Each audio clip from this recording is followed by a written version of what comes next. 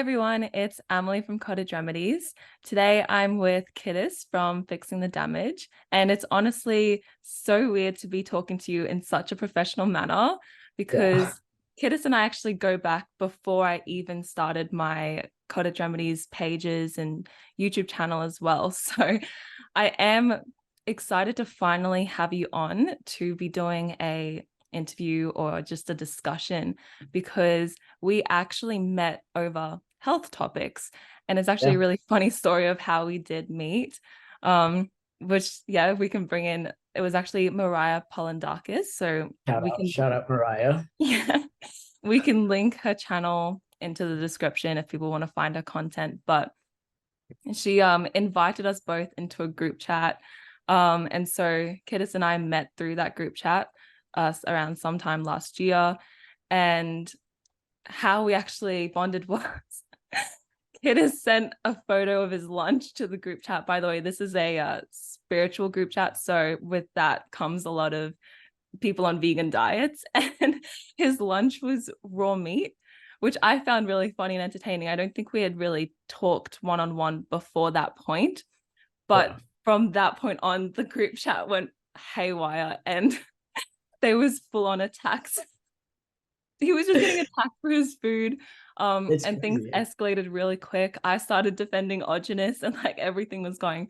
It was really entertaining though, honestly. And honestly, if Yeah, actually it was funny because shout out Mariah again. If Mariah didn't introduce me to you, like none of this would have happened. So exactly. once again, shout out Mariah. She texted me and I was like, I actually saw her YouTube channel and she was one of the small, like very small group of people, like English speakers that read the book, Can You Stand the Truth? Um, this is actually a book we bonded over with, but I'm sure you have your copy over there. Yeah, the So monster of a book. it's a big book. But so I actually ended up contacting Mariah. I was like, wow, I've actually because it's a Greek book, Angeliki Anagnostou. She's a Greek lady. She wrote the book. Originally it was in Greek. And I kept like researching stuff about it. I saw Mariah's website. I was like, wow, I haven't seen any English speakers that talked about this book, and I'm really excited to connect with you. And she adds me to this group chat, and the whole thing exploded after that. I Yeah. sent my lunch. I had the raw steak and liver, and the vegans went crazy over that because there's a big misconception about spirituality and eating meat and violence, this and that. But Amelie starts defending me, and we actually start talking after that. And it's like, wow, okay, it's good. It's good to know that other spiritual people are on the same wavelength as me, regarding Yeah. meat and stuff like that. Yeah, that's definitely what came out of it. It was really entertaining. Yeah, for me it was I found a video of Mariah's and I really liked it and I think I messaged her somehow and yeah, that's how it kind of bonded over that. But then you would have already known the book before you talked to her. So yeah, different Mhm. ways of meeting her, but then once again, that is how we met and now Yeah. we're here. So we've got so much to talk about in the realm of health. Do you want to start by introducing yourself and giving a bit of a background about you and what you're, into? Gotcha. Beautiful. Okay. So who am I? My name is Kidus. I'm Ethiopian. So essentially, my name is Kidus, but a lot of people can't pronounce it. And, me coming to America, I was like, I can't take this anymore. So instead of Kidus, I was like, Kidus is an easier way to pronounce my name. So my name is Kidus, and this is Fixing the Damage, officially having a podcast with Amelie. But a little bit about my background. Is that what you're asking? How I Yeah. started Yeah. into all of this. Oh, okay. Quite a lot to talk about. But essentially the health journey started for me when I was I think well, moving to America what did it for me because I would move to America and there's a lot of junk food and all these like foods that I saw on TV, like McDonald's, KFC. It's like, wow, I'm finally here. I'm just gonna enjoy all the food and just go all out. And that's what I did. So like from sixth grade to like about 10th grade, I would just eat however I want, like really bad eating habits. And then at some point I was like, I need to change my habits. And it started with me like going on the scale. And then I get on it, it's like 182 pounds. I was like, whoa, that's not good. We have to change that. And meanwhile, like I haven't been physically active a lot. I did Taekwondo as a kid, but it wasn't really that serious. It was just kids go to Taekwondo and then come back. So it didn't really do much for me for my, physical health and overall health. So I start running. So 10th grade, I was like, I gotta lose weight, I gotta change my life, turn everything around. And I go on a mile run. I was like running and I was like, I can't even finish the mile. I was like, wow. And that kind of like gave me that hunger motivation. I was like, if I can't even run a mile, like what's the point of having this body if I can't even use it properly? So I would just start getting into running. Like I would just force myself to run like just 1 mile. You can do it. It might take you 15 minutes or 20 minutes, but and soon enough I would see like improvements on like my mile times, like 20 minutes, 15 minutes, and then 12 minutes. And I was like, wow, this is very motivating. And actually, a funny thing is, before I got into the gym, it was just running. And what got me into the gym was I started this meme page in about ninth grade, and I ended up meeting one of these like meme page guys, just like me, and he was really big into working out. I think his name was Glow Gang. Deleted his account, so I've never heard of him again. But so after I start running, he gets me into the gym, and like I'm starting to see a lot of improvements, and it's going really well. And at some point, I transitioned from just like lifting into HIIT workouts, and essentially that was more effective for me. And I ended up losing about 20 pounds, changed my life around. I felt really good. And essentially, as I was working out, I was also trying to fix my diet, but I completely had the wrong idea. Health for me, like back then, was like, oh, eat some protein, cut out the carbs, and just get yoked. And essentially, like I didn't know what the right way to eat or health this and that was. So I was like focused on just macros, like heavy metal rich protein powders and all that stuff. And eventually, I mean, it technically works. If you cut out carbs and you eat protein, you're going to lose weight, but it doesn't translate to health. So essentially, that helps me like to lose weight, this and that. But I was faced with a problem. You know, I was running and I would get lots of knee pain and back pain. And I was like, there's something going on. It kind of like halted my workout progress and fitness journey, and I needed to crack the the code. And this is where the barefoot shoes come in. Mm-hmm. So I remember I've had these like Nikes that I've always worn because so I was like really flat-footed when I was a kid. And eighth grade, like I would go to the doctors and he would like look at my feet. He's like, wow, I've never seen foot like this, like you have no arch basically. And I was like, okay. He gives me these foot exercises, but it was so bad they actually recommended surgery. And I'm glad I didn't end up going, through it. So I didn't get surgery. But a couple of years later, I start working out and running, and I look into barefoot shoes. I don't know if you have experience with that, I do, thanks to you. but Everything, yeah. but I have you to thank for my introduction into the world of barefoot shoes. And it was actually the story that you told me when at the time you were probably trying to convince me into purchasing some barefoot shoes or changing. Because I remember you showed me the 5 finger toe shoes and I had never seen them before ever. And I was like, what are those? Um, and then I realized that, okay, barefoot shoes are a thing. And you're explaining to me how, your feet are what hold up your entire body, and our feet are deforming over time from the V-shaped shoes that we're wearing, and your toes should be the widest part of your foot and whatnot. And, obviously I had always grown up thinking it's nice to have a narrow foot. I thought that was aesthetically attractive. But then I realized, no, that's not what our feet should actually look like. If you look at a baby's foot, the toes are always the widest part of the foot, and that's how it should be to have, and your toes should be spread, not like all bunched up. And your, bunions are a really big risk of the shoes that we're wearing. And so, yeah, I actually, yeah, you completely convinced me and I fully got into the barefoot shoes, and I hardly ever wear, quote unquote normal shoes anymore. I pretty much only wear barefoot shoes or thongs or I wear sandals and whatnot, even if they're not, from a barefoot shoe store, but Yeah, they're not, they allow my toes to spread, I don't wear shoes it's that are going to definitely like my not toes to. like heels.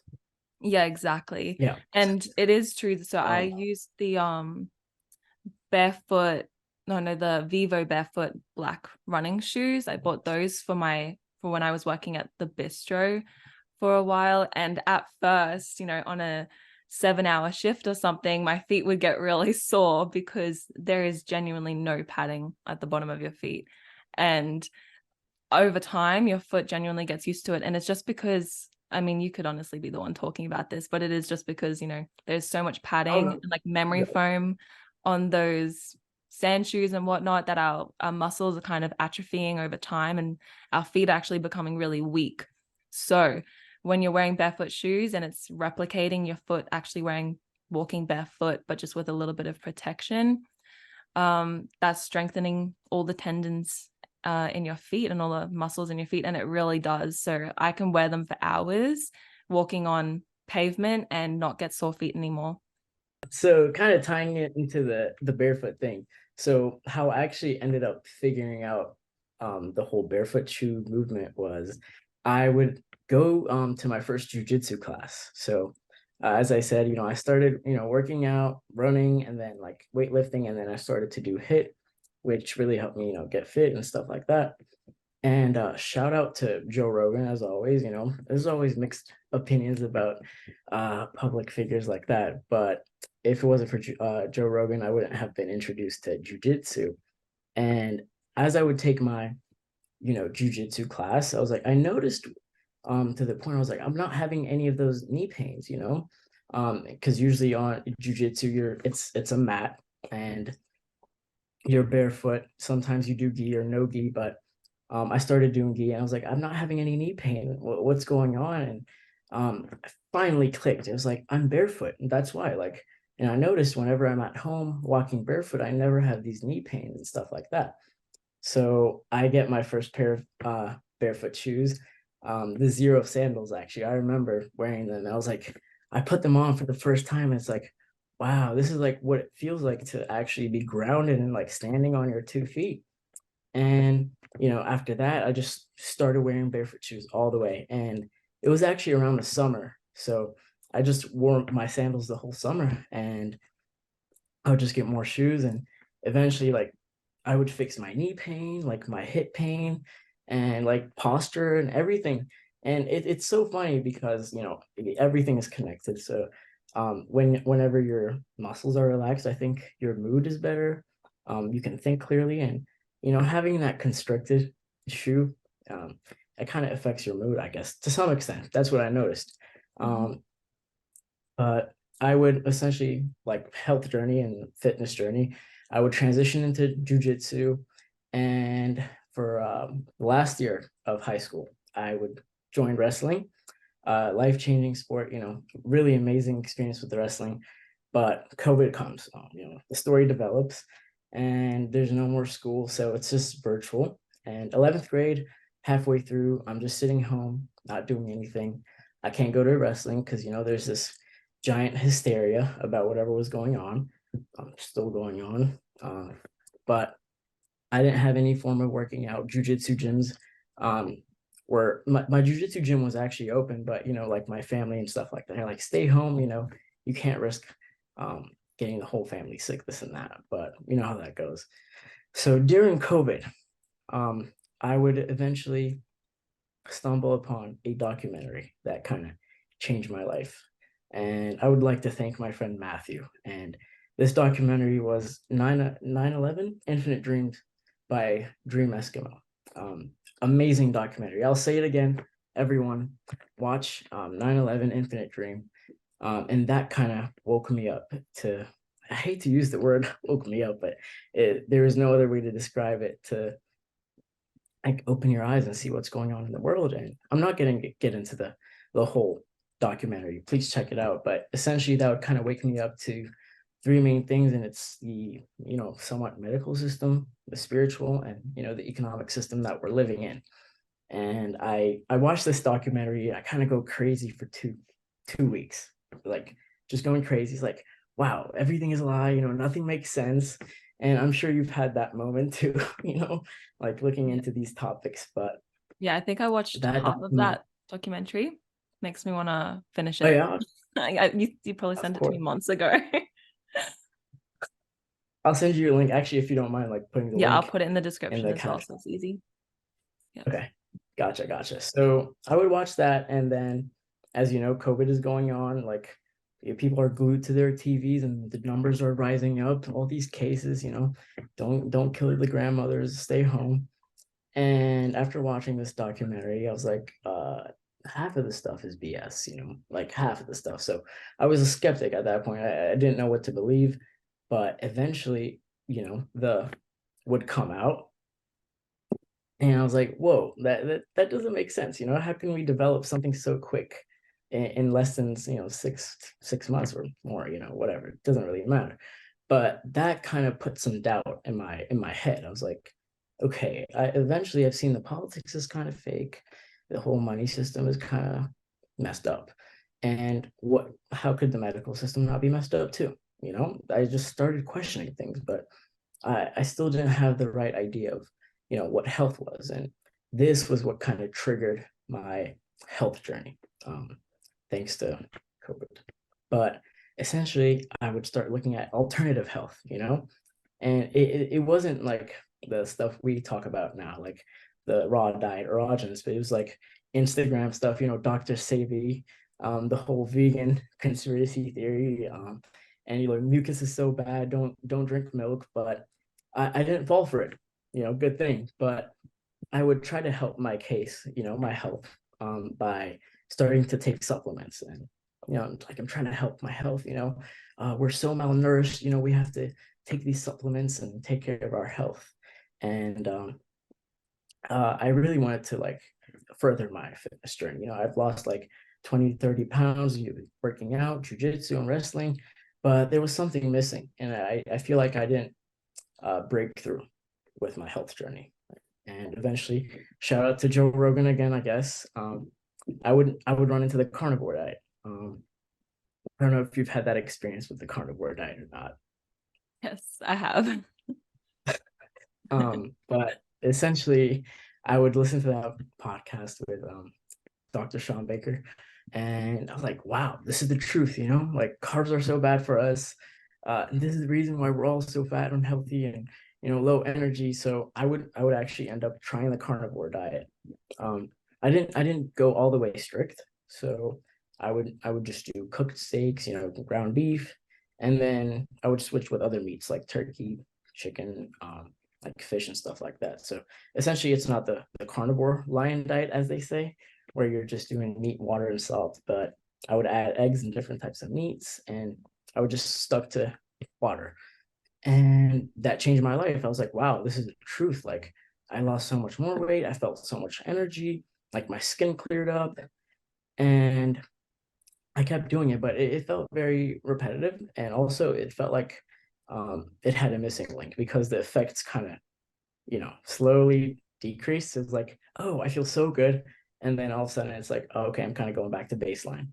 And eventually, at this point, this is where I start eating amale. And I'm kind of doing a semi-carnivore diet. And, we talk, and I've seen autogenous before, on the Real Natural Human diet. Um, and I just kind of, like, I ignored it. I was like, this guy is eating raw meat. I was like, okay, we do that too, but like not to this extent, because Ethiopian dishes and different cultures have raw meat dishes. I was like, I didn't really care for it. I was like, okay, you think you're so original. Little did I know. So I just kind of ignored it. But and then Amelie would actually reintroduce me to the autogenous theory, the primal diet, and I would kind of look deep into it. And then that's when I kind of started incorporating raw meat into my diet. Um, and also at this point, I told you I was kind of looking into spirituality too. And this is where the book, Can You Stand the Truth, comes into. So I personally grew up Ethiopian Orthodox, really, really like close in the church, Sunday school every week. And eventually at 14, I would become a deacon, like Bible study, liturgy, and like really dive deep into priesthood. But, COVID happens, churches are closed, so I have no option but to, dig deep and go down the rabbit hole. And this is where kind of like my religious fervence, my religious zeal that I had kind of went down. And I would kind of like look into different religions and Gnosticism, one of my favorite topics. Then I was like, Ethiopians have these seasonal fasts. So essentially, you'd go vegan for a fasting period. And when the fast is over, you can eat whatever you want. And I'm looking at this diet, I'm like, Mom, we can't go vegan, okay? It's really bad for your health. And what the whole doctor safety thing is, it's really bad. But she's like, okay, you still have to fast though. Your siblings are in the house, and you don't want to be a bad influence. So essentially, I couldn't cook meat in the house during these fasting periods. And so I'd slowly like resort to like just eating raw meat. Like I would add the Ethiopian seasoning. So the diet is called kitfo. I would literally just chop up some meat, add some butter, add some like the seasoning, and kind of like make this fake kitfo, because it has a whole preparation method to it. But I just wanted to have a quick meal, and I would eat the raw meat. I like felt so much better, lots of energy. And same thing, I'm talking to Amelie at the same time, and I add raw eggs into my diet, uh, and then slowly raw milk. And soon enough, I felt like very healthy, and it kind of started to make sense to me. I wasn't strict primal. I don't think I've done the primal diet down to a T. I don't think a lot of people actually do it the way it's supposed to be. But essentially, I would just take the main concepts of it, raw meat, raw milk, raw eggs, raw dairy, raw butter, and I'm slowly forming my like worldview or perspective on the health life. So I was like, gotta eat lots of meat. And at this point, I just cut out all veggies. And this is what I'm kind of recently doing. As I widen my scope, we talk about seasonal nutrition, the whole quantum stuff. And I start focusing on like local veggies and stuff like that. So I'm slowly adding like local vegetables, organic, of course, and fruits into my diet. I've always eaten fruits, but the whole carnivore diet demonizes vegetables, um, as you know. But currently, the only thing I'm really avoiding is like leafy vegetables and like cabbage and kale, unless it's fermented. So if I eat sauerkraut or kimchi, I'm having like regular good bowel movements. Actually, like whenever I eat fermented vegetables, I have really good bowel movements, and everything just feels smooth. So as we go, like carnivore, add eggs and then add raw milk, raw meat, and then I'm adding like local seasonal vegetables. And here we are now, like my current diet, what I eat right now is I'm basically eating lots of protein, essentially that comes from meat, which is beef, chicken. As always, grass fed, local, we opt for that, depending on how much you can afford. I eat eggs. So I actually like I don't cook eggs anymore. It's kind of funny. That's like one of the things I look back on my health journey is like I don't cook eggs anymore. I just kind of just drink them raw. Um, Raw milk from the farm, buy raw butter bulk. That's one of the biggest tips I'll give to anyone watching this, I guess, is buy raw butter bulk, and you can share it with your friends, but it's just so much better to have in hand. And then local seasonal vegetables and fruits. Raw honey, yes, that's important. Raw honey, and that's currently my diet. Even though I'm still looking into Ray Peat, I'm not very uh, well informed in that case, but I love the whole not demonizing sugar idea, which is I'm sure there's more to it than just sugar bad. Don't eat it. So in my current state, I'm going to be looking at, or I'm looking at the Ray Peat stuff, and that's kind of the evolution of my health journey. That was said very well, because it really showed your independent thinking and critical thinking throughout the process. Because when you said that you were first becoming quite aware of your health back in grade 9, that's a relatively young age to, start thinking about that. You said you were getting into sport, and most children do, but they don't do it in a way of thinking about their health. They do it in a way of either their parents are putting them into sport, their friends are doing sport, or they just want to do it for fun kind of thing. So clearly you had that in mind, growing up. And then through your process of discovering what is the optimal way for not only humans to eat, but also for you to eat, you didn't seem to stick to a particular dogma of any diet. And I think that's what's really good, because how I see it is, we're all kind of like, if you see it in a way of like a spider web catching flies and the different diets, spider webs, and it's so easy to be caught onto the trending diet and not look any deeper into, is this good long term? Is this actually making me feel good? Or am I stuck in the mindset of all these hundreds of people claim that it's amazing, but I'm looking past how my body is telling me how I feel on this particular diet. So in the way that you're eating, which is very similar to me, I never did the raw primal diet down to a T either. I never did it solely. More than maybe 3 weeks or something was probably the longest I actually only ate raw primal. And I tried the strict carnivore diet for a while. I just did not find it worked for me, particularly for the state of my gut at the beginning of my health journey when I did it, because cooked meat is difficult to digest. So when you're eating only cooked meat, you're not eating any, it's not even about the fiber. It's about the fact that you have cooked out a lot of the enzymes, and there's no, you're not eating fermented foods. So you're not eating sauerkraut because vegetables are out of the story. And so you're lacking those probiotics to actually be healing your gut lining, or, healing your microbiome. So I really like your approach to health and nutrition. It's really on point with, what you're talking about. Yeah. Yeah, I had a question for you actually. You mentioned, you did the primal diet for a little bit. Did you actually cut salt out while you were doing that? So I probably, okay, that you caught me there. I probably didn't do it. Even then, I didn't do it to Cut out 100%. salt either. Yeah, I wouldn't cut out salt because I see it as, an essential health component. But I've talked about that about like hours and hours on end. It's not the primal diet, technically. Yeah. Yeah, that's so even then, I don't agree with everything that each diet preaches. Mm. I agree we shouldn't actually be demonizing vegetables. It's interesting because what each diet seems to demonize is not necessarily always the problem. How I see it is not always, it's like not necessarily the whole food itself that's the problem. It's more what we are doing to the food, because you can blame a particular vegetable like broccoli, for example, but you got to think about how that broccoli has been raised. I know it's a plant, but like grown, I mean. Like raised the broccoli.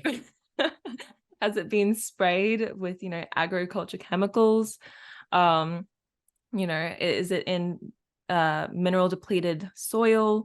And how are you cooking it? Because you don't want to be eating raw broccoli. Like, that's just an example of a vegetable, but there's just different ways of looking at it. Even with sugar, is sugar really the problem, or is it refined and bleached sugar that's the problem?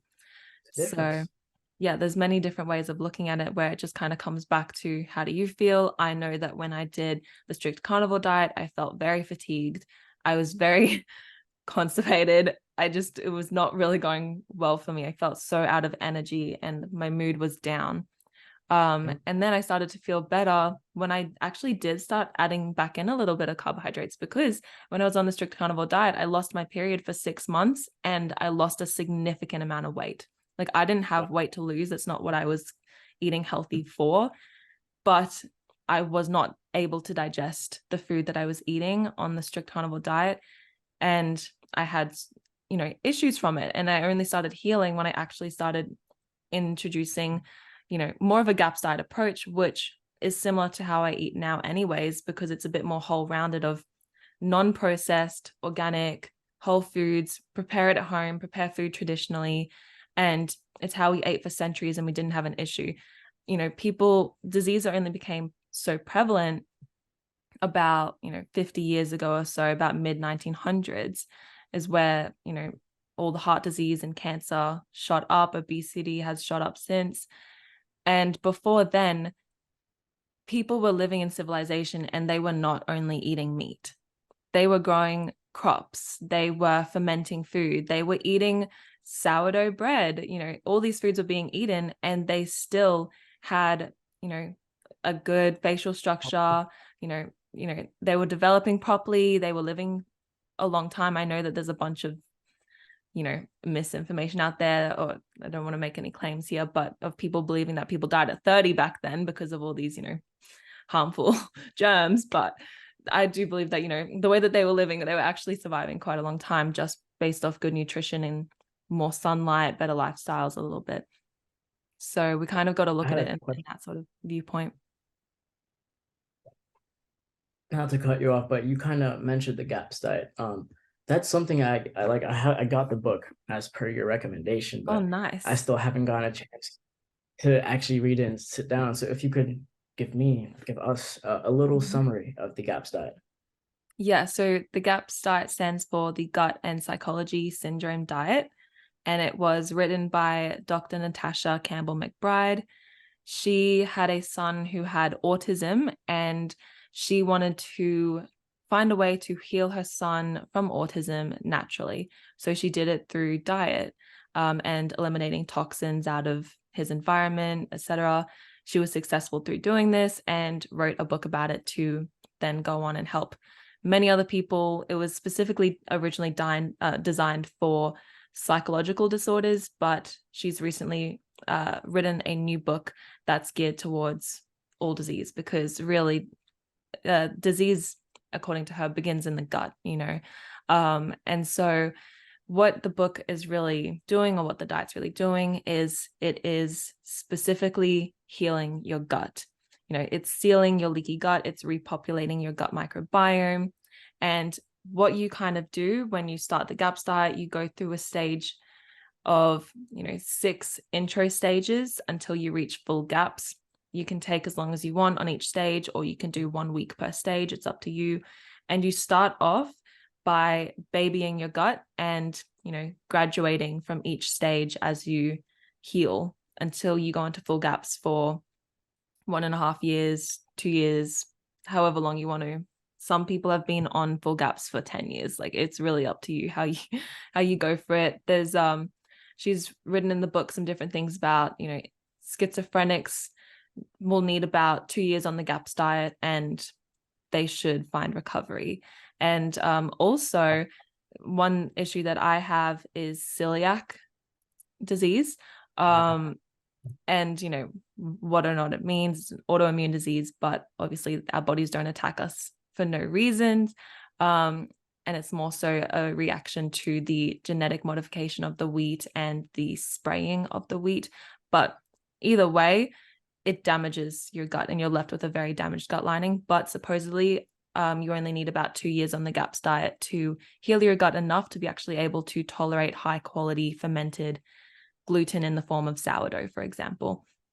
So that's really interesting. And so you start off basically stage 1 only eating meat soup. So that's meat stock. So it's just boiled meat and some very basic boiled veggies in the soup, and it's going to be full of collagen that's going to be sealing your gut lining. You basically eat that 3 times a day until you move on to stage 2, and then you can add in the juice of sauerkraut. So it's a low fiber diet, particularly at the beginning. So you actually don't start on the sauerkraut just yet. So you're only having the juice because you're wanting to introduce some probiotics.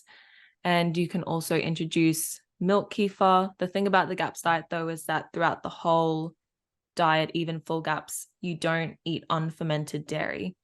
So obviously you don't eat pasteurized dairy, but you also don't eat it if it's not fermented. So that means even if you have raw milk, it must be fermented before you consume it by leaving it on the bench to make clabbered milk or making milk kefir from it.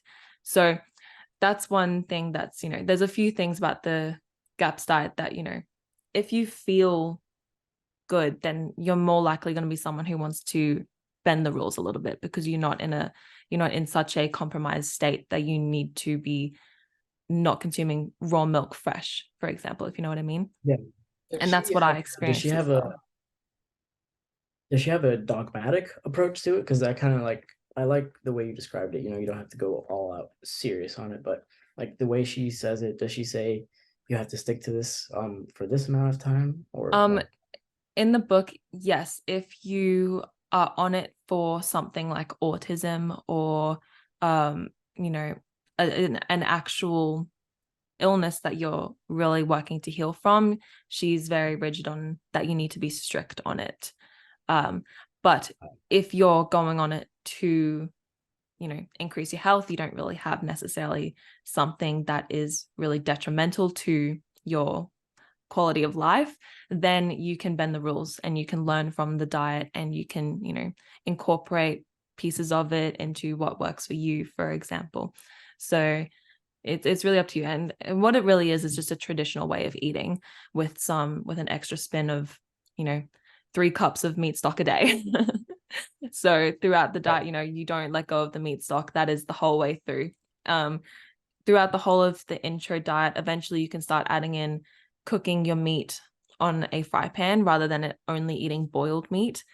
But even if you do that and you're not eating a soup as a meal, you still need to drink the meat stock on the side with your meal. So meat stock at least 3 times a day. And then on the full GAPS diet, you can go down to 1 cup of meat stock a day if you want to. But why do you yeah, like why do you have to boil the meat instead of like sear it at first? because the boiled meat is easier to digest than the Oh, seared meat. The seared meat is very okay. tough, and that the tough nature of the meat is harder for when you're trying to heal your gut and heal your digestion. Yeah. I didn't know that. It's pretty cool. So that's why it's much easier to do that. And it's similar in a way, the GAPS diet doesn't include raw meat. But I've seen a video of Natasha actually talking about that it is very beneficial to eat raw meat. But obviously, if she was to write that in a world-renowned book, it wouldn't likely be as world-renowned because it scares people away. So she is very aware of Just like how, yeah, it's beneficial to eat those things. And she does have the only she pushes raw milk. So she's very much like, if you have access to raw milk, get it. If you don't, you can still use the highest quality pasteurized milk, hopefully unhomogenized, that you can find, but ferment it before consuming it.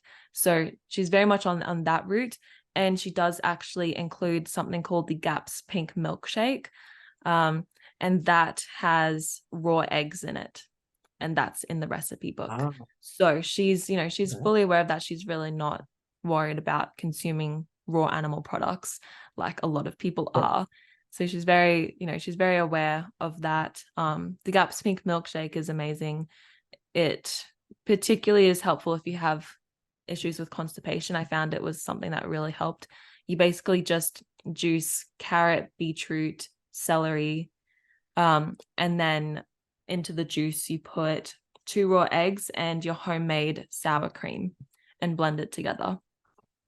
And that makes the Nice. GAPS Wow. pink milkshake. Yeah. I mean, it's pretty much like an homogeneous diet if you really think of it, vegetable Yeah. juice, raw eggs. Yeah. So that So comes like in at it's kind stage of funny. 4. Ah, okay, okay. And this is kind of what I'm like thinking. I don't like to think in this very linear way because Mhm. like you're gonna notice these similarities in all these different diets. She talks about the vegetable juice, Ajanes talks about the vegetable juice, and that's why I can't really invest myself into one thing, and maybe this is my pitfall, but I think it's helped me to like adapt constantly and look at these different diets and take one thing from another and then take one thing from another and mix them together. I think Yeah. that's the best approach, not just health, but to everything in life personally. Yeah, absolutely. That's very important. And I do find that, to get to the point that I feel as though we both trialed and errored first with, dipping our toes into the different diets, though we can't say that we didn't before we got to the point where we're able to just know what food we should be eating. We know, seasonal, local, organic, whole foods, right? But before then, we had to have some sort of, push or a little bit of a push in the right direction, which, just some aspects of these diets did help with. And I do find that, if you were someone who is coming from a standard American diet, has severe health issues, has no idea where to start, you don't know the first thing about true nutrition because you've still got those you know the brainwashing from the curriculums of what they try to teach health to be, then finding a good diet could be the first stepping stone for that person, and it'll be really helpful. You just hand them the GAPS diet book, they read it, and they're on the right path for the beginning at least. So I feel as though sometimes it can be really helpful. Or a strict diet is good for the short term, but I don't necessarily think that any of these diets is good for the long term. Like even keto, what it really helps people with, I mean, being in a state of ketosis does lower inflammation, but so does increasing your redox potential and grounding more often, and so that you can get more electrons. So there's many different things. You don't have to be depriving your body of glucose just to be, going for that low inflammation state of being, when you can be eating, more saturated fats, which are high in electrons in comparison to, low, like zero fat plants, for example, and grounding and all these other practices that is doing a similar thing without, once again, depleting a source of energy for your body. Nice. Okay. So I have a little point here. We just talked about our health journeys and the right foods to eat, this and that. But I want to ask you, like, why do we do this? I have my own answer. I'm sure everyone has their own answer, but like, why do we take care of our health? Why do we try to eat healthy and avoid the bad things? Like, why do you do that? Yeah, I think that's such a good question. Obviously, I find our health to be so important. Not everyone seems to care or thinks that way, but the reason why I put my own health on such a pedestal and I do these practices which, ostracizes me from society, because it's not normal in today's era to be, wearing these red lenses from sunset and drinking raw eggs and standing barefoot or walking places with no shoes on. There's these different practices that I'm willing to take in the achieving the goal of good health. And that is because when you're in a state of good health, not only do you feel your best, not only do you look your best, you've got a clear mind, and you're not suffering from an annoying symptom, or you're just basically functioning really well, but you're also providing more freedom for yourself. Because if you have awareness of, the corruption in the medical system, you don't want to be playing with your luck that you won't end up in their hands one day. And it's already happening where doctors are denying treatment to people who don't take the advice that they give them. So I actually know someone who needs a heart transplant, and they are saying that he has to go on statin drugs, but he does not want to go on those statin drugs, and therefore they're denying him the heart transplant. And this is actually happening. So That like this is what legal, honestly? well, I believe so. And so this is what you've got to be concerned about. Like, you either play their game or you don't. And playing their game is eating the standard American diet, going to the doctors eventually, because even if you feel good when you're younger, you're living a reckless lifestyle, it will catch up to you. Doesn't matter whether it's 30 years later, 40 years later. Don't be naive. It will catch up to you. Bad habits will. And more rapidly now than it did 10 years ago, because everything's accelerating. 5G towers are being placed everywhere. And so the what's the word? The Constant limits, combat. the set, like the standard, I think it's the standard, is raising, like the bar is lifting. So that is why, you need to be aware of it. Like, if you want to live that lifestyle and not care about your health, but then you're someone who is against the vaccines and you don't want to take it, but you still go to McDonald's, then you got to be prepared one day, if you have a serious illness, to take their treatments or, you know, they won't heal you, or you just got to go down this path anyways. So why wouldn't you go down the health path and go down the way of prevention before you need to find a cure? Because the old saying, prevention is better than cure. So it's almost like start now and don't start when it's too late. And you have to live with that ultimatum of, do I go and do their methods that I don't agree with and I don't want to do? Or do I go down the healthy lifestyle of the people that I thought were crazy 20 years ago? And that's Yeah. really the best way that I can put it of, you know, obviously eating this way makes me feel good, puts me in a good mood. There's different situations where now I know that back then when I used to, you know, drink energy drinks and I didn't have health practices going on during those years, you know, I always was on top of sport and exercise because I did national level sport, but my diet wasn't right, you know. So I didn't actually, and I partied, like I didn't actually have the other things in point. So I can tell now how much better I feel living this way. And I wouldn't want to give it up because I don't want to go back to the acne. I don't want to go back to the constipation. I don't want to go back to the headaches and the vertigo. Like I don't want to go back to the things that I have healed, because why would I want to live in a state of, you know, being uncomfortable all the time, being agitated, you know, low moods, low energy, when I can just wake up and feel great every day? Why wouldn't you want to wake up and feel great every day if it means eating delicious food anyways? Your palate Yeah. changes. If you're considering eating a healthy diet, but you still think that you're addicted to your McDonald's thick shake or whatever, trust me, just give it a month and your palate will change and you won't crave that junk food anymore. And as you find that you start to feel better as time goes on, you're going to want that less and less, because you're going to realize, I actually love this food that I'm eating. Healthy food is not restrictive. You know, you can eat good quality food, and you can even, you know, if you're just weaning into it, you can even make a pizza out of like good quality foods and putting lots of like ground beef on top of like a sourdough base that you've made from home from organic flour. You can do that if you're not trying to heal a severe illness that you might have, you know.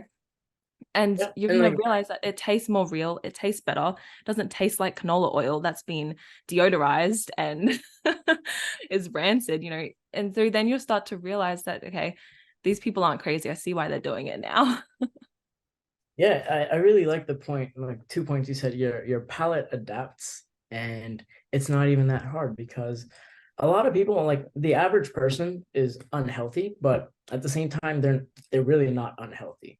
You know, if people, average people, the average person decides to invest in their health, you know, take these tips, you know, and educate themselves. That's number one, you know, educate yourself. You can really see lots of changes in your health, you know.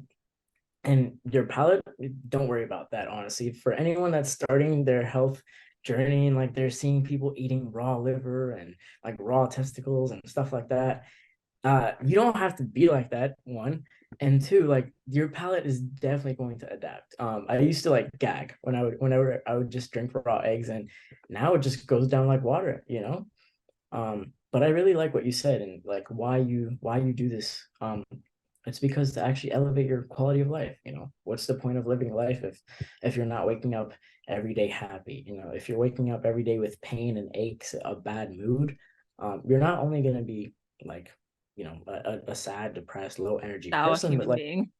a sour human being.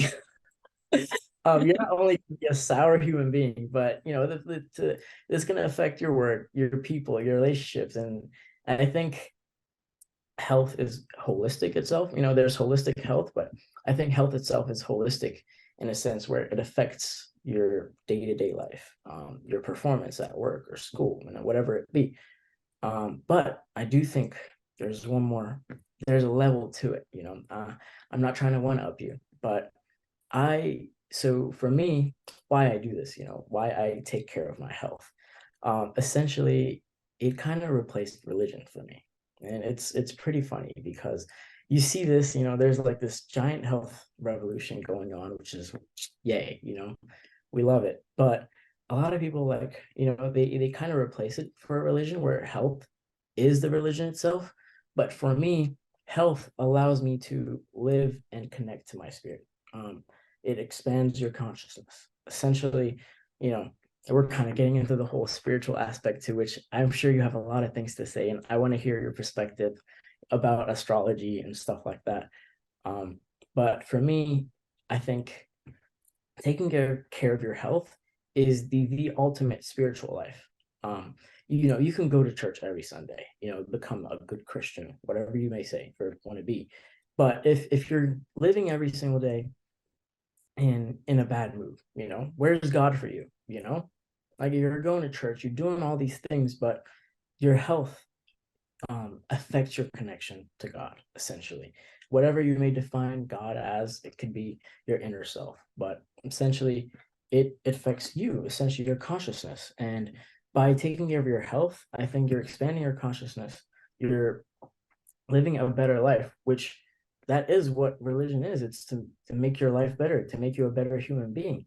So I think health is the number one like cornerstone for your spiritual life, I guess. And the biggest thing I've noticed is like I used to be miserable under these like fasts, fasting, going for months at a time, not eating meat.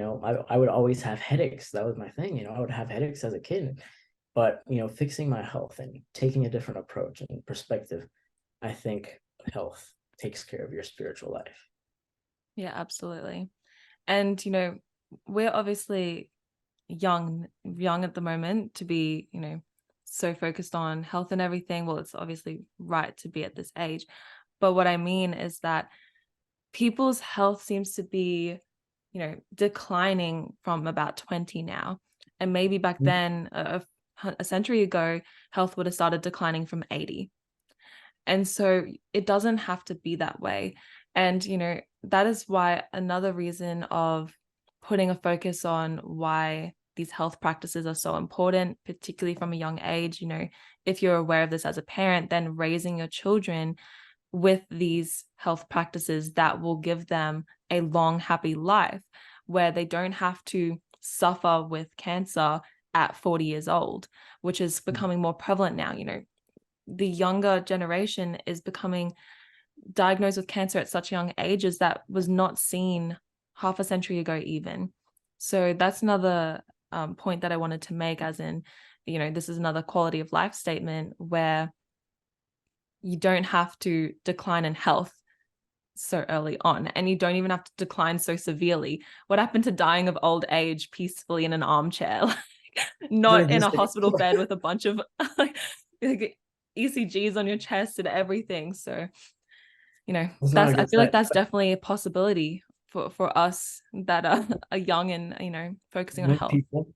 I like how you said we're both 20 now, right? 20. Yeah. I guess a message for the young people, like a lot of young people, I guess people my age, my friends and stuff like that, they don't really care about their health. But a message for you is like, you see that one old lady like taking walks at the block, or see that one old person just trying to work out. Eventually that's going to be you, honestly. And you find it corny and funny where like you see this person is trying to fix their health and look at them, they're old. But if you don't take care of your health at a young age, you're eventually going to be that one person you made fun of at one point. So if you take care of your health, essentially you don't have to go down the hard way of trying to fix the damage. Yeah, there's definitely a point to where you can be living in the moment too much. I think partially those teenagers or young adults that are not taking on health practices or not caring for their health at the moment just aren't looking forward. Possibly they're just thinking, I'm here for a good time, not a long time. But that good time's not actually going to last that long, and you'll probably be here for a long time. Yeah. Because what's happening is the medical system, it is keeping people alive, but they're not in a good state most of the time. They're on drugs for the rest of their life, which has a bunch of side effects. And so you may feel great through your 20s, but you never know, you might be that might not last too long, and then it will get to a point where your bad choices have caught up with you, and now you're kind of just going to be in a state, if you don't make life changes soon, you'll just be in that kind of constant state for a while. And yeah, that's when you see, how could you not think about, as a 20-year-old, how can you not think about, okay, I don't want to end up with dementia when I'm 70? Like, how can you not think about that? Is it really worth ruining the later parts of your life just to live recklessly in your younger years? And everything that we have been provided with, these major corporations, being provided all this junk food, it's all temptation. They've put it out there, they advertise it to us, they make it seem cool, but it all comes back to you and the choice that you make. Do you want to take that path, or do you want to take the path of strength? Basically, it's the path of weakness or strength, and that's the choice you got to make. And you'll either bear the consequences or you'll live the reward. That's the option. And I kind of like, since we're talking about young people, like it feels like you're wasting away your youth by like trying to eat healthy and, being this classic quote unquote healthy person. But I think balance goes a long way, it's hard being young, especially in this world. Like, I'm not gonna lie to you.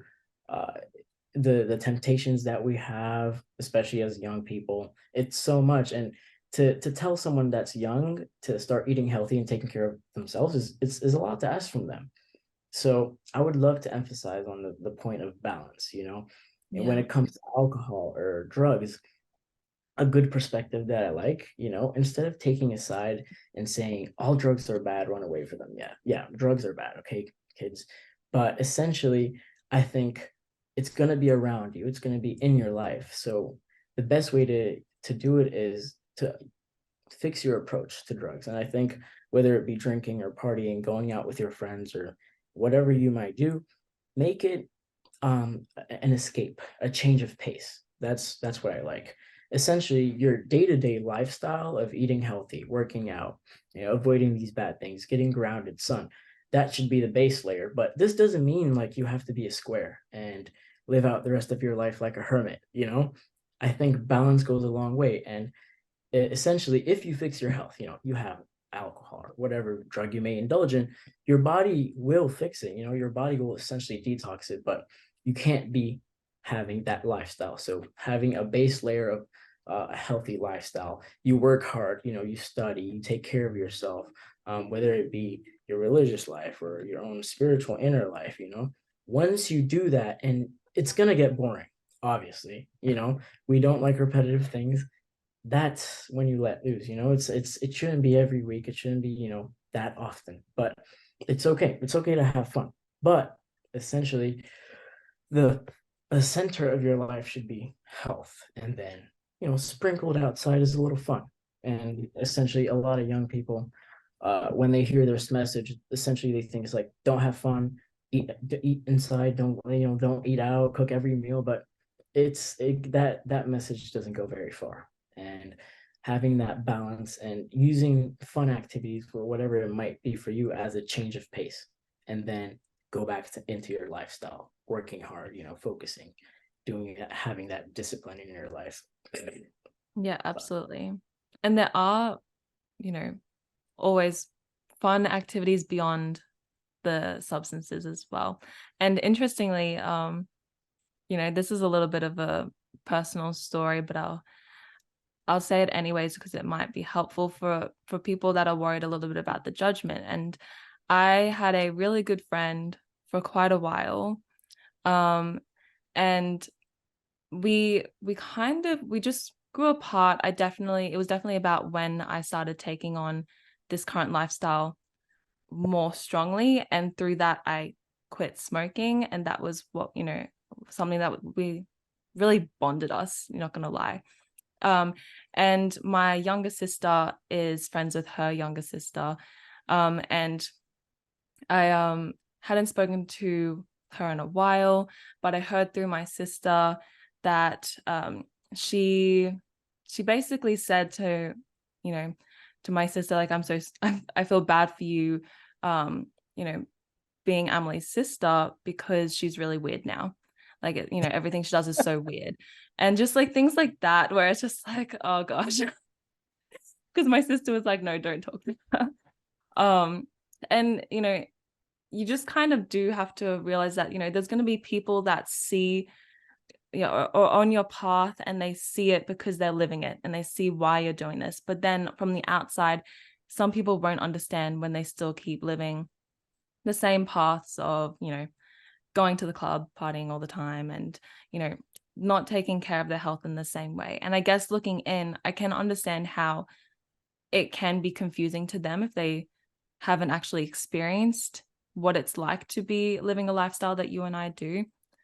But Mhm. yeah, I thought it would just be helpful because you are going to find that you may fall out with people that don't follow you on your path or aren't of a similar mindedness on you know what you're doing. But that's okay. And I have found, obviously, you know, the new tribe since, you know, Yeah, transitioning into this way of living. I like what you said about the new tribe, like obviously we met online. But it's gonna get better eventually because I started this. I was like, no one is doing this health thing with me. I'm all alone. And it required like lots of self-motivation and discipline. But eventually, thanks to the internet, like you meet people that have the same ideas like me and you. But even in person, I really do urge people like people that have the same mindset, whether it be primal, gaps, carnivore, this and that. But if you don't have people around you to actually meet with people, and that's kind of what I did. Logan, shout out to Logan, permaculture, Tony. These people we just met online, but we meet in person, and this kind of like develops this community for you. And eventually, I really would love to see like a giant community of people that are health conscious, non-dogmatic, that's important. But Yeah, essentially you are going to find your people. And also, big pointer, camping and hiking, extremely underrated activities. There's so many different ways to have fun besides going out or drinking or indulging in other things. So camping, hiking, swimming, getting some sun, yeah, disconnecting from your phone.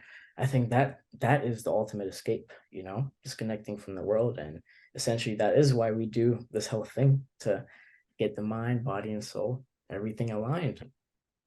absolutely. Yeah, and because I did a lot of solo camping. Um, but then recently, the most recent camping trip I did was with a group of my girlfriends, and it's so much fun. You know, you have a lot of fun, and they are both completely on the same page as me. So we just basically ate steak and like lots of different meats Man, and things and everything. So there was just no issue. And we went on I think it was like a 12-kilometer hike through the mountains. And you can have so much fun. Oh, we chased bush turkeys. There's this bird that kept stealing the food out of our hands. And I had really nice raw Gruyere cheese. And this butcher bird just zoomed past, took the cheese, and it gone. almost hit my face, and it was just terrifying. But these things are like memories you make, you laugh about it. And we didn't need, you know, substances or alcohol to make it a fun time. Yeah, 100%. Yeah. Health journey, being young, living in the modern 21st century, um, having balance. I think, I would love to talk about fixing the damage a little bit, I guess. Yeah, go for Uh, it.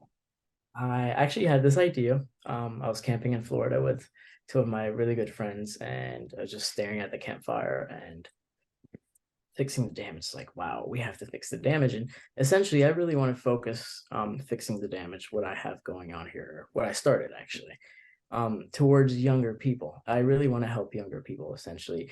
And there's a lot of these new coaches coming up, health coaches. And I think a lot of this information is one, it's very common sense and basic, but it should be free. Um, I don't think we should be charging people to tell them you should eat grass-fed meat. Like that is one of the most basic informations out there, it doesn't really get much complicated than, eat meat, milk, eggs, local, seasonal, this and that. But um, what I want with fixing the damage is not just health, but also your emotions, your mind, because it's all connected. And I really hate to be in that like men self-improvement space. I really don't see myself in there, but a lot of guys, speaking as a guy, and I'm sure you have the perspective of a female living in this world, but I think the benefits of, fixing the damage, essentially, whether it be your health, your emotions, I think you're going to have a better quality of life as a guy. I think I've noticed so much more confidence, whether it be talking to people or even girls or having that openness about me. I think that's going to change everything about you. And my goal is to help other people realize the same truth, to not have that non-dogmatic approach to things. And that's kind of what I call fixing the damage. I really want to help people my age because I know I went through it and I didn't have anyone to help me through it. And eventually I've made really good friends along the way, just like you. But you don't go through tough times for no reason. And this is essentially the whole motto of fixing the damage. What I believe so is you don't go through hard things, tough times just to go through them. You go through a hard time and you're like, oh, okay, that's it. No, and essentially what I really do believe is what you go through, your pain, your suffering, anything bad you go through is your badge of honor. you know you're supposed to shine the light for others, pass the torture. And essentially this is what I'm doing. Everything I've gone through could be tough times mentally, not just health wise, but just social life too. And whatever I go through, I have to help other people. And imagine other people do it too. Everyone has their own different struggles, everyone has their own different problems. We speak different languages, but at the same time, the bad times, the tough times we go through are pretty much the same in essence. And it's all about looking past your differences. It's all about taking the light, running towards the light. Actually, that's the word. Because at times, happiness, peace, or good times, they seem so elusive, but you just keep running towards the light. And eventually, you're going to find people like you that are going to help you. So if you're going through a tough time, if you're having a hard time, it's normal. Like we've gone through so much, we've talked about it besides this. And I really want to emphasize this point where you go through a tough time for no reason. It's not that you go through a tough time for no reason, but to help others, shine the light on that. And that is my main motto for fixing the damage. It's not just health, because there's more than health. A lot of people focus on the health aspect and just done, but I think there's more to life. And I would kind of like conclude my spiel here as in let's help each other. I think everyone should be helping each other, looking past our own differences, and that is the goal. Division is the goal, and the source of all good, besides the label of God and this and that. I think the source of all good, true unconditional love, brings upon unity, true love, caring for each other. And it's not about having this diet, this spiritual book. It's really about helping your fellow humans. You can have everything you want, but if you don't have people around you, if you don't have community, if you don't have good relationships, it's not worth it. And there's damage done. That's the point. Whether it be on a social level, financial, same thing, mental, emotional, health wise, there's damage done and we have to fix it. It's not just me, it's not just you. It's a collaboration effort, because I wouldn't be here, you wouldn't be here if it weren't for other people that, shine the light for us, pass the torch. And essentially that's what I want to do. We have to hold each other's hands and be there for each other. And that is what I call fixing the damage. And if you're attempting to fix the damage, that means there's hope. And I really do believe that there is hope. And if you're going through a tough time, please reach out to me or Amelie. I'm sure Amelie will reach out, but my contact information, you can find me on Instagram at fixing.the.damage. And it's not just about health, but being there and helping each other, and there is hope. Beautiful. That was amazing. I do agree. Moving forward, the world needs community. We need people working together, teaming up, because at the moment there is such a divide and everyone's scared of each other. That comes back to the germ theory hoax, Yeah. where, they've gotten everyone to be scared of someone sneezing within a meter radius of them. And it's such a split going on in the world. You know, it's all about hierarchy, competitiveness, who's better than the other. And what we really need to remember is, as you said, unity, community, and working together. So that's a really beautiful. I'm so glad that you could share about your brand or whatever you want to call it, fixing the damage. Do Movement. you want me to call it a brand? Brand movement. I really see Movement? like I really do want to see people, like it would be a dream of mine. And fixing the damage, while it might be generic, but also it seems very original to me. Because the idea actually came to me. I kind of left it out there, but during this camping trip in Florida, I had an experience with psychedelic mushrooms. And we can talk about psychedelic mushrooms another episode, but at that moment I was having this very like Genesis moment, from beginning to the end. It's like I'm seeing all this thing. It's like there's so much damage done, on a personal level, on a social, global level, and we have to fix it. It's our role. We can't really wait for someone to fix it. And also, a lot of people really, I want to watch my words. Don't want to say the F word, this and that, but it's really fucking annoying when people point their fingers to politicians or the cabal or the Illuminati, this and that. Like, why? Who the fuck cares about that? Like, genuinely, it's these people. They control this and that, this and that, but it's all about focusing on the individual. You focus on yourself, helping other individuals. Don't worry about big populations and this and that. Once you help individuals, you stop pointing the fingers. Pointing fingers to the controllers, the powers that be is one of the most dumbest things that we can do. And all it does is waste time. Just look at history. We keep expecting help from an external source, and it hasn't gotten us anything. And the responsibility is ours. It's yours. That's what I was going Help to say. yourself. It takes the responsibility away from us. We just want to put the blame on other people. And it's like that again with the germ theory, where all it does is just takes the responsibility away from our own health and our Yes. terrain, the state of our terrain, and puts the blame on somebody else. Oh, it's your stomach bug that's made me sick, when it's not actually. It's just you're taking the responsibility away from yourself. And it's like that with Yeah.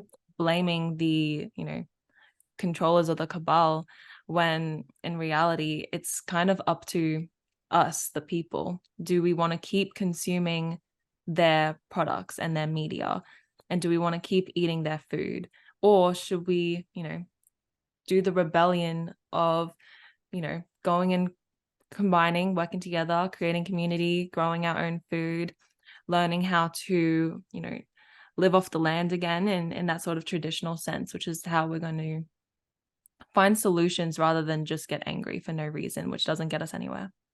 Yeah. I would kind of leave this with a little funny point, I guess. Funny conclusion for us. But I'm doodling a little art, but I think the concept behind it is pretty genius. But we talked about barefoot shoes, and usually like shoes, they taper off into a triangle. And this is, your average shoe model. Essentially what we did is we flipped everything around, and the whole world is backwards, and our shoes should be like that. And kind of the same message here, but it's to kind of look things from a different perspective. And Interesting.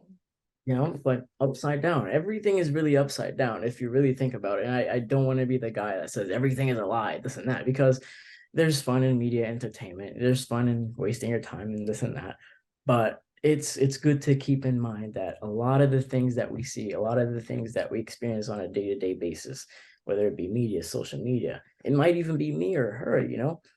I'm not saying don't trust anyone, but always keep your mind open. Do not settle for a single ideology, and always try to expand on yourself and um, what's the word? Elevate your whole being, not just health, not just mentally, emotionally, but your whole being, holistic. Amazing. That's a great way to end this beautiful conversation. Thank you so much, Kidus, for everything you've spoken about. I've really enjoyed our conversation, as I knew that I would.